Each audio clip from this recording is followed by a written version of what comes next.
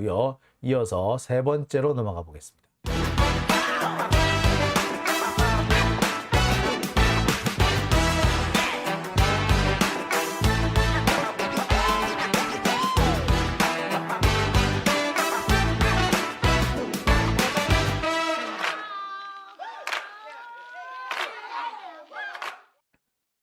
네, 오밤중의 뉴스 세 번째 순서를 진행하겠습니다.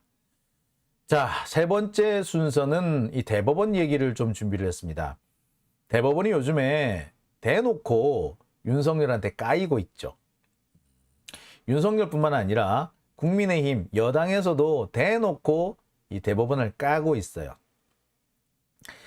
어떻게 보자면은 이제 곧 물러나는 김명수 대법원장을 왕따시키겠다라는 의지로 보이고 차기 대법원장을 자신들의 입맛에 맞는 사람으로 앉히기 위해서 어떻게 보자면 사전 정지 작업을 하고 있다라고 볼 수도 있을 것 같습니다. 그런데 이 대법원에서 최근에 주목할 만한 판결이 있었습니다. 김명수 대법원, 진보라고 앉혀놨더니 보수보다도 못한 짓을 했던 그 김명수 대법원장이 정말 가기 전에 한 건은 하고 가는구나 싶었던 사건이 있습니다. 그게 바로 이 노동조합과 관련된 사건, 이른바 노란봉투법과 관련된 사건 두 건이었습니다. 하나가 쌍용차에 대한 국가 손배소였고요. 또 하나는 이 현대자동차 비정규직 노조에 대한 현대자동차의 손해배상 소송이었습니다. 노동자들한테 손해배상, 거액의 손해배상을 물린 사건이었는데 이 두 사건이 모두 파기환송이 돼가지고 노동자의 손을 들어주게 됩니다. 하나는 노태학 대법관, 또 하나는 노정희 대법관, 이 두 사람이 내린 판결입니다. 그러자 대법원을 상대로 윤석열 정권의 압박이 시작됐죠. 그러니까 대놓고 위협과 협박을 합니다.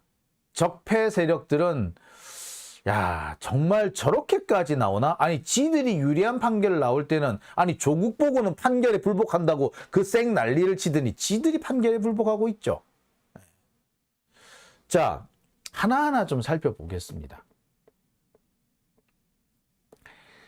자, 최근에 나온 판결이 이겁니다. 현대자동차 비정규직 파업 손해배상 소송입니다. 노조가 승소했다라는 취지의 이 소송이었는데 이건 벌써 12년을 끈 사건입니다. 지난 2010년 11월에 일어난 일인데 이 당시 비정규직 노조, 그러니까 하청 노조죠. 이 하청 노조를 상대로 해서 현대차가 파업은 불법이다. 불법 파업을 했으니까 손해를 배상하라. 라는 식의 손해배상을 청구합니다. 20억이 나왔대요. 하급심에서는 노조가 패소합니다. 하지만 이번에 노조 승소 취지로 바꿉니다. 되게 판결이 좀 기묘해요. 손배소를 청구하는 건 맞는데 얼마나 파업에 가담했는지를 따져서 판단해야 되지 않니? 라는 거였죠. 자, 이 내용상으로 보자면 개별적으로 판단하라는 취지나 실제로 가보면 개별적으로 어떻게 다 판단을 해? 못해요. 그래서 포괄 일죄시 형식으로 해서 하나로 포괄해서 몽땅 이거를 이렇게 돈을 갚아라 라는 식으로 해야 되는데 자, 개별적으로 하나하나 짚으라는 얘기는 결국에 하지 말란 얘기가 동일하거든. 자, 이렇게 해서 결국에 노조의 손을 들어주는 판결을 내렸습니다. 그리고요, 쌍용자동차에 대한 사건도 있었죠. 정확하게는 쌍용자동차 노조를 상대로 한 국가의 손해배상 소송입니다. 정확히는 경찰이 냈어요. 경찰이 진압하는 와중에 노동자들이 저항을 했고 이 저항하는 와중에 경찰 물건들이 파손됐다. 경찰 버스가 고장났다. 뭐 이런 거였습니다. 하지만 여러분 아시다시피 쌍용자동차 이때 피해자는 노동자들이었죠. 노동자들이 더 피해를 많이 봤어요. 근데 오히려 국가가 경찰이 노동자를 상대로 소송을 낸 황당무계한 사건이었습니다. 그런데 또 하급심에서는 노조가 졌어. 근데 이게 이번에 대법원에서 뒤집어집니다. 생명과 신체의 위협을 피하기 위해서 경찰의 진압에 대항하다가 파손이 됐다면 이건 일종의 정당방위에 해당한다라는 판결이었습니다. 윤석열 입장에서 보면 열 더럽게 받는 사건이었죠. 그러자 갑자기 조중동에서 개떡같이 덤벼듭니다. 사법부가 사망한 날이라는 둥 민주당이 추진하는 이거 뭐라더라? 잠깐만요.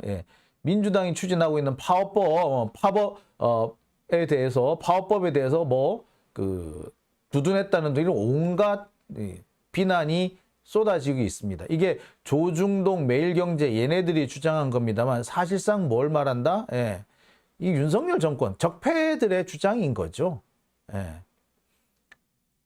이에 대해서 법원이 우려 섞인 입장문을 발표합니다. 법원이 이 특정 판결에 대해서 비난이 있다고 해서 입장문을 발표하는 것도 되게 드문 사례고요. 그 판결문의 입장문의 내용 자체가 윤석열 정권, 그 다음에 여당을 향해서 이어지고 있다는 점도 대단히 이례적입니다. 내용은 이래요. 특정 사건의 대법원 판결 선고 이후 판결과 주심 대법관에 대해 과도한 비난이 이어지는 상황에 대해 우려를 표한다.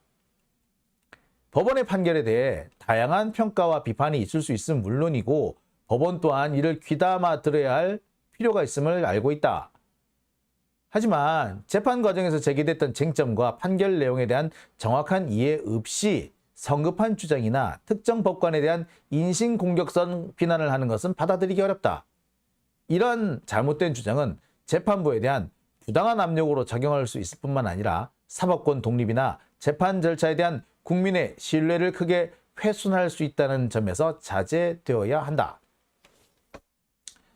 자, 이거는 그동안 잠잠했던 김명수 대법원장이 윤석열을 상대로 낸 일종의 경고장 같은 겁니다. 하지만 저는 이 경고장이 참 늦게도 나왔다. 너무 늦게 나왔다고 생각해요. 그래서 오히려 하나만한 수준에 머물렀다라는 생각마저도 듭니다. 하려면 진작에 했었어야지. 솔직히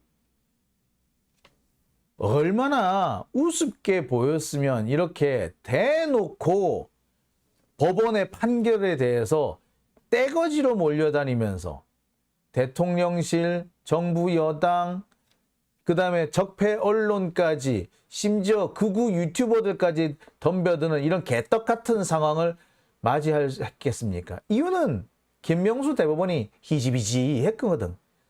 말만 진보지 하나도 진보 같은 행동을 안 했어요.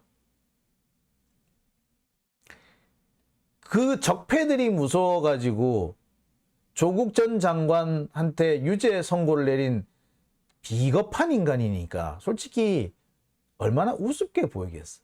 강단 있는 사람이라고 보였으면 절대로 나올 수 없는 사건이었겠죠. 뿐만 아닙니다. 지금처럼 대법원이 우습게 보이는 이유는요, 딱 하나예요. 아니, 딱 하나라고 하기보다 결정적으로 최근에 우습게 보일 만한 짓을 하나 했죠. 대법관 임명과 관련된 부분입니다. 대법관 임명과 관련해가지고 윤석열이 이상한 소리를 떡 하니까 그냥 놀래 자빠져서 어쨌다? 그냥 원래 지가 임명하려고 하던 대법관은 버려두고 다른 사람을 후보로 임명한 거야. 정말 무색무취 있으나 마나한 사람들. 이 있으나 마나한 사람들이 위험한 이유가 눈치껏 판단을 내린다는 데 있는 거고 지금까지 눈치껏 판단을 내렸기 때문에 저 자리에 올라간 사람인 겁니다.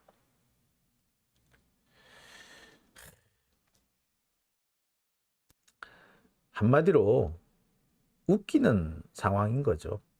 그러니까 우습게 보일 수밖에 없었던 거죠. 오죽했으면 대법원 내에서도 비난이 일겠습니까? 특히 제일 황당했던 부분은 이 부분이에요. 서경환, 권영준 이 두 사람을 대법관 후보로 임명한 것까지는 그렇다 치죠. 예, 눈치껏 했다 쳐. 그런데 뭐 오석준 이 사람을 제청한 이유가 뭐다? 윤석열하고 너무 가까운 사이이기 때문에. 각별한 서울대법대 후배래. 이건 대놓고 짜옹하는 거죠. 대놓고 손을 비비고 아부하는 거 아닌가요? 이러니 윤석열이 얼마나 우습게 봤겠습니까? 우습게 보일만 하지. 그래서 이런 사태가 생긴 거란 말이에요. 자, 대법원 내부, 법원 내부에서도 지금 비난이 쏟아지고 있습니다. 참담하다라고 비판하는 사람들도 있어요.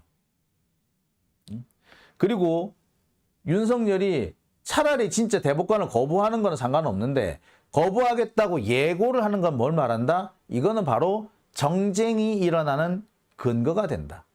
정쟁의 시작이다. 라는 겁니다. 이런 비판이 일고 있어요. 대법원장이 이를 버티려면 이걸 버텼어야 되는데 버티지 않았기 때문에 생긴 참담한 사태라고 지적을 한 겁니다. 구체적인 내용을 한번 볼게요. 대법원장은 당연하게도 장애를 극복해 권한을 올바로 행사했어야 한다. 하다못해 장애를 초래한 언행에 대한 상응 조치로서 공개적으로 그 부적절함을 지적할 수 있었다. 그런데 안 했다. 그러니 이런 짓을 안 했으니 이렇게 했으니 당연히 얼마나 윤석열 입장에서는 우습게 봤겠어. 더군다나 보세요. 대법관 후보가 제청이 됐는데 아직까지 윤석열이 이걸 임명 동의 요청을 안 했어. 마음에 안 든다는 뜻이지. 뭘 말한다? 윤석열은요. 김명수 대법원장이 물러나기를 바라고 있어요. 김명수 대법원장이 물러나면은 새로운 대법원장이 들어올 거 아니에요. 그 새로운 대법원장이 대법관을 다시 임명하게끔 그러려고 일부러 시간을 끄는 거예요. 참 얼척이 없죠. 예. 근데 여기에 불복해가지고 참 그러니 얼마나 우습게 보였겠습니까? 우습죠. 예. 참 기가 찹니다. 기가 차. 예. 자, 오밤중의 뉴스 오늘은 제가 여기까지만 하겠습니다. 자, 오늘 후원해 주신 분들 소개해 드릴게요. 자, 오늘 후원해 주신 분요. 류석호님, 박광수님 후원해 주셨습니다. 자, 오밤중의 뉴스 제가 오늘은 여기까지만 하겠습니다. 저는요. 내일 이 시간 수요일 밤에 다시 찾아뵙겠습니다. 오늘 이 시간 함께해 주신 분들께 다시 한번 감사드립니다. 저는 여기서 물러가겠습니다. 자, 편안한 밤 되시고요. 내일 뵙겠습니다.